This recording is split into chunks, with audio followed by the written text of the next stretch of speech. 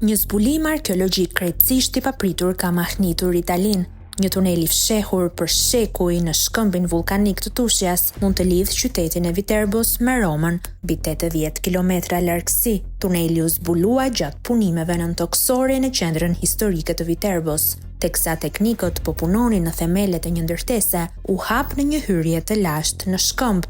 Arkeologët nga Universiteti Tushias, të cilët ju bashkuan me njëherë eksplorimeve, shprehen të habitur.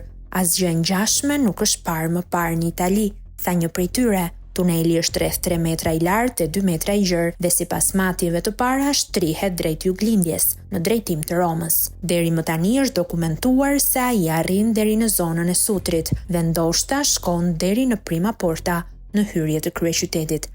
Origjina e tij mbetet mister. Disa historianë mendojnë se mund të ketë qenë rrugë e fshehtë mesjetare për komunikim mes Vatikanit dhe Viterbos, kur kjo e fundit ishte seli papnore. Të tjerë sugjerojnë origjinë etruske, për qëllime ushtarake apo evakuimi.